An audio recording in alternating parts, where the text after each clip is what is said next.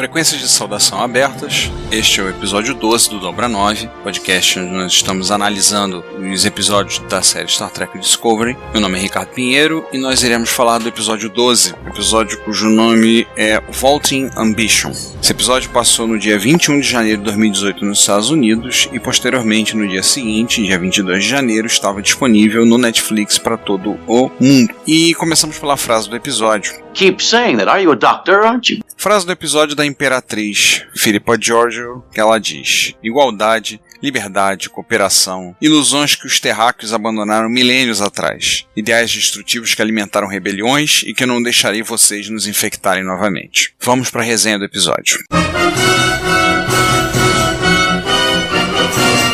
O episódio começa com a Capitã Burnham e seu prisioneiro Gabriel Lorca sendo levados para a nave imperial, a ISS Sharon. Uma viagem de 27 milhões de quilômetros foi coberta por uma nave auxiliar com capacidade de dobra, no caso a Shenzhou 03. Ela faz a viagem em dobra 1 e eles têm uma breve conversa. Ficamos sabendo que o Saru conseguiu decodificar os dados a respeito da USS Defiant que a Michael enviou através do Tyler enquanto prisioneiro. Vimos isso no final do episódio passado. Os dados são remetidos para Burnham, que vemos que há várias lacunas na informação. Então a gente entende, pelo que foi informado lá, que a USS Defiant chegou ao universo espelho devido a um fenômeno chamado espaço interfásico, mas nessas informações não declara onde esse fenômeno acontece, que região do espaço. A sugestão de Lorca é que a Burnham procure por essa informação dentro da nave imperial. A Michael injeta nele um coquetel de drogas que fará com que a dor gerada pelos agonizadores seja mais suportável. O Lorca dá um ânimo, anima ela da sua capacidade de obter essa informação e lembra ela de que a sua Georgiou está morta. Esta que está vendo é um fantasma. E ela diz: você nunca teve medo de fantasmas? Ela tá com medo de confrontar a Imperatriz, por conta dessas questões todas. E aí, finalmente, chegamos à nave imperial. Enquanto isso, lá na Discovery, vemos que o Tenente Stamets está melhorando a sua condição física, o que deixa a cadete Sylvia Tilly muito animada, está tratando com tratamento com esporos. A nossa cadete favorita e tagarela informa ao capitão interino Saru que o Tenente Stamets está melhorando, mas o Saru não está nada otimista, visto que a condição dele melhora lentamente. Vai ser difícil fazer o salto sem poder fazer uso do motor de esporos. E o capitão interino nisso ele é chamado para a enfermaria. Ao chegar na enfermaria, vemos que o Tyler, ou o Vok, ou como falaram lá no After Trek, o Tok, está sofrendo horrores por causa dos implantes feitos. São duas personalidades, uma humana e uma personalidade Klingon, ativas dentro de uma única cabeça. Segundo a médica presente, ele já rompeu as amarras e tinha usado para prender ele na cama. Nenhum sedativo está dando efeito. Eles já fizeram tudo o que podia, mas não estão conseguindo sucesso. O Saru vai falar com o L'Rell na prisão para saber se algo pode ser feito. Ela se recusa e aí ele resolve de uma maneira não muito delicada, mas bem Star Trek, que ele faz. Manda transportar o Tyler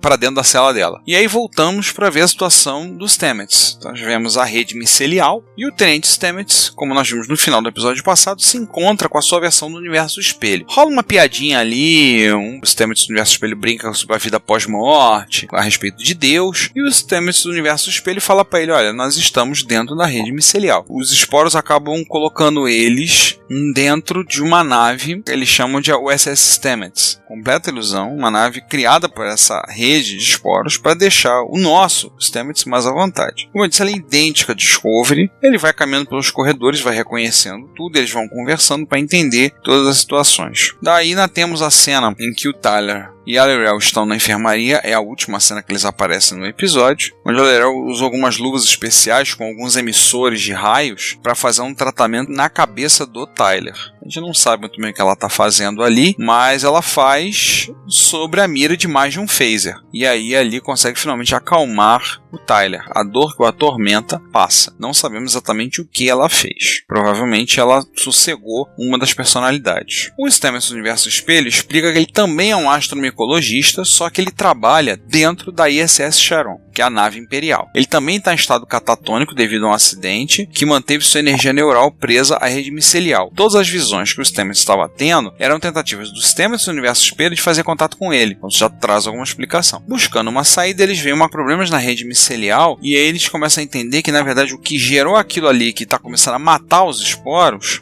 foram os experimentos feitos pelos Stamets do Universo Espelho. Eles correm para a engenharia, onde a princípio eles estão seguros. Vamos voltar lá para Sharon. Burnham e o Lorca se apresentam perante a Imperatriz com reverência, pelo menos por parte dela. Parte dele, não. A Imperatriz declara que não esperava ver Michael viva e pede a ela que escolhesse um dos 3 Kelpians que estão ali ao lado do trono. Ela acha estranho e a Georgiou diz para ela que ela deveria saber o que procurar em um Kelpian. Michael escolhe um, ele é levado para fora. O Lorca entrega a Imperatriz e ele se recusa a curvar-se perante ela. Conforme eu falei antes, só a Michael reverenciou. Ele não. Ele é levado sob a responsabilidade do Capitão Maddox, que é o capitão da nave imperial. Todo mundo sai e a Georgiou finalmente manifesta alegria em ver a Burnham viva e bem. Ela a convida para um jantar, faz um carinho no rosto e a chama de querida filha. E com isso nós entendemos que nesse universo a Georgiou adotou a Michael como filha adotiva. Não foi Sarek e Amanda que o fizeram. Ainda lá na rede micelial, os Stamets saem da engenharia por ver e ouvir uma voz familiar. Ele vai seguindo os corredores e nós percebemos que a roupa é branca, então é uma representação do Dr. Culber, que eles se encontram no alojamento deles e eles conversam. O Stamets admite e aceita a morte do seu companheiro. É um diálogo bonito, é um diálogo emocionante. Provavelmente esse é o diálogo que o Wilson Cruz citou ao dizer que era o diálogo mais bonito, talvez um dos mais tocantes que ele já realizou em 25 anos de carreira. Então, corre isso e aí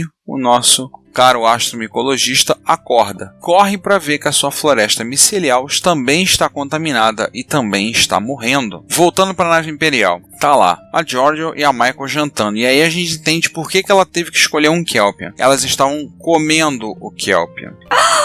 Gente, a cara de nojo da Michael demonstra a repulsa que todos nós tivemos nesse momento. Dá nó no estômago. Curiosamente, a Imperatriz está comendo usando hashi, 2 palitinhos como é tradicional na comida oriental. Oferece inclusive para ela dar na boca um gânglio de perigo daquele Kelpian. A Georgiou lamenta que permitiu que o Lorca fosse uma figura paterna para Michael, somente para depois descobrir que eles se apaixonaram e planejaram dar um golpe contra ela. Então a gente começa a entender algumas coisas. Os planos da Imperatriz consistem então em matar a Michael por traição. Depois daquele jantar, levando ela e colocando ela na frente de todos os lords do Império Terráqueo, e ela decide matá-la ali. E a Michael faz aquilo que ela tinha, que ela podia fazer. Ela revela toda a verdade. Eu venho de um outro universo, eu só quero voltar pra lá, eu e a minha nave, a USS Discovery. Não tenho nada a ver com isso. A Imperatriz tira um objeto do bolso, parece um spinner, sem aqueles spinnerzinhos que a criança anda brincando, arremessa ele e ele mata todos os lords. Menos um, o Lord Ealing. Ela pede a ele que guarde segredo e promete a ele uma régia recompensa. Obviamente ele é dispensado. Ela é realmente malvada. Mais malvada que o pica-pau. A Georgiou então diz que sabe de tudo porque leu a respeito da Federação, nos arquivos da Defiant, sabe muito do outro universo, ou seja, o nosso, e abre negociações. Os esquemas do motor de esporos pela informação desejada. A Burnham fica ressabiada, mas a Imperatriz a tranquiliza, dizendo, olha, se eu era honrada no outro universo, aqui eu também sou. Mas aí os comentários que a Imperatriz vai fazendo a respeito do Lorca, a respeito dos acontecimentos, somado à fotofobia que os terráqueos desse universo têm, e há um momento que você vê a fotofobia dela, fazem a Burnham começar a ligar os pontos e concluir, virada de roteiro, que o capitão Gabriel Lorca, que ela e nós conhecemos desde o episódio número 3 até aqui, ele veio do universo espelho.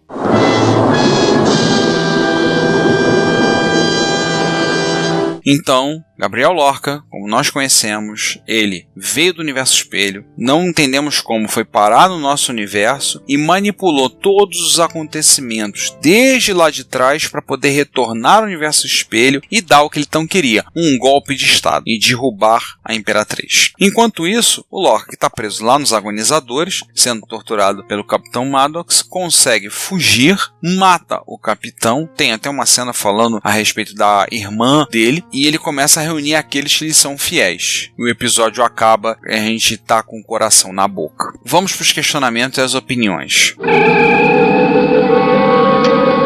Gente, Mais uma teoria de fã que se confirma. Gabriel Lorca que conhecemos vem do universo espelho. Tem alguns amigos que estão assistindo, alguns trackers falaram logo o personagem mais legal da série. Pois é, né? Tá provado que os roteiristas de Discovery, eles não têm muito medo de matar personagens importantes, eles não têm muito medo de fazer essas coisas. Então gera tensão, gera empatia com o roteiro, mas a gente fica naquela. Não se prenda muito aos personagens porque você não sabe o que vai acontecer. Gente, na boa, meu queixo caiu com essa. Parabéns pra eles, porque com isso eles amarraram várias pontas soltas. E algumas que a gente vai ver, que eu vou comentar. A fotofobia do Lorca e da Imperatriz, ele dá desculpa que foi a explosão do SS Buran. O apreço dele pela Michael, afinal das contas, ele resgatou a Michael lá no episódio 3. Tem um episódio, por exemplo, no episódio 6, ele declara pro Tyler, traga ela de volta. Ele, não, trarei sua nave. Eu, não, a nave não, ela. Aí aponta pra Michael. Aí você começa a entender o apreço que ele tem pela Michael. Porque na verdade no universo do espelho, a Burnham do universo do espelho teve um caso com ele. Ele era apaixonado por ela. A programação do salto extra que ele fez a partir da cadeira do capitão. Então ele alterou isso, nós vimos isso no episódio 9. A fala dele no episódio 9 também, vamos pra casa. Agora tem mais dois detalhes muito pequenos que o pessoal no After Track comentou. Que é a cicatriz de um triângulo invertido nas costas do Lorca, isso nós vimos no episódio 6. Essa cicatriz tem origem em um agonizador, o próprio transtorno de estresse pós-traumático do capitão. Nós vemos quando ele trepa por cima da almirante com uma arma na cabeça dela. E se nós compararmos o prato de comida dele num episódio, que eu vou ser honesto, eu não lembro qual, que ele está comendo em pé, se você olhar o prato, que é focado muito rapidamente com a comida que é consumida pela Imperatriz, você vai notar semelhanças no próprio arranjo do prato. São coisas que eles comentaram no After Track. Muito bem bolado. Ao mesmo tempo, vamos falar de um probleminha que é uma das tramas. Tem 4 tramas num episódio que não dura 40 minutos. Eu achei muito corrido. E uma das tramas é a trama do papo do Tyler, o Vok, que vem do nada e vai pra lugar nenhum. Tem 3 cenas. E aí acabou. E assim, que negócio é esse? Uma macumba Klingon com luva de realidade virtual? A gente não entende. Aquilo ali fica completamente solto dentro da história. Podia ter até suprimido aquele sofrimento todo, podia ter feito alguma coisa, ter falado, ou então pelo menos ter colocado mais um pouco de explicação, mais uma cena, e ter esticado um pouquinho mais. O episódio tá com 38 minutos, podia ter tido 43. Não afetar em nada. Mais uma vez um problema que a gente vê recorrente em Discovery. O pessoal faz o episódio corrido, sem precisar. Falando dos Stamets, vamos dizer, o diálogo entre eles poderia ter sido um pouquinho melhor trabalhado, se tivesse um pouquinho mais de tempo. É divertido pra caramba, o papo deles falando lá, falando de Deus. Não, Deus existe, ela está com muita raiva de você. What? Ele não sabemos, não sei ainda, que não é o pós-morte, não é a vida pós-morte, né? Mas o que eu falei, cara, foram 4 tramas paralelas. Segue comigo, Tyler com o Vok, a situação dos Stamets, o Lorca e a Burnham com a Imperatriz. 4 tramas num episódio de menos de 40 minutos. E essas duas ficaram meio deixadas de lado. Foram bem trabalhadas, a com o Lorca e principalmente a da Michael com a Imperatriz Georgiou. Eu não entendo muito isso, essa pressa que eles têm, porque você não está limitado a 42 minutos, que é o padrão de televisão. Tem episódio que já foi a 48, mas a maioria dos episódios fecha em 42 ou menos. Se não me engano, no episódio 8, a gente comentou, ele fechou em menos também. E perdeu porque cortaram muito da história. Podiam ter dado uma esticada, uma melhorada na história dele. O Lorca, ele quer levar e quer ficar com a Michael no universo espelho, porque segundo ele, ela pode ser adestrada a respeito desse universo. Tá bom. E ela falou no outro episódio que não, ela continua sendo frota estelar. Dado ele foi o braço direito da Imperatriz e conhece a Burnham desde criança, gente, na boa, não é claro, mas não descarte a possibilidade de ter acontecido abuso sexual infantil. Oh my God. Pesado. Por conta da fotofobia também, a gente entende por que o ambiente dentro das naves do Império é mais escuro. Eles não usam pouca luz. Tá, a Discovery usa menos. Tudo bem, o Lorca botou assim. Ajustou dessa forma. Lembrar, tem uma cena no episódio 6 que a almirante Cornell entra e acende as luzes e ele sofre muito o excesso, entre aspas, de luminosidade. A Georgiou do universo regular virou comida de Klingon. No universo espelho, a Georgiou, a Imperatriz, come outro ser humanoide inteligente e consciente. Tem uma trágica ironia nisso. Agora, o design da nave imperial tem nada a ver com nenhum design de nave que eu vi em Jornada. Na prática, ela é muito estranha, porque é gigantescamente grande. Você tem na prática, a parte de baixo me lembra uma doca espacial, com uma torre no meio, com uma esfera de energia que alimenta todo o conjunto, e aquela esfera me lembrou as aves de guerra romulanas, não as Warbirds da série clássica, mas as naves que aparecem na nova geração. Aquelas naves, elas usavam um buraco negro controlado como sistema de propulsão. Uma doca espacial com uma construção em cima. Cara, a nave é muito estranha, muito esquisita. Mas pensar que os Kelpians são escravos nesse mundo e são uma iguaria gastronômica muito cara e um tanto quanto rara é repugnante. Aí você olha que o capitão interino da Discovery é um Kelpian. Tudo leva a crer que o que aconteceu com os esporos nesse episódio definirá o que um motor de esporos será algo inviável no futuro do universo regular.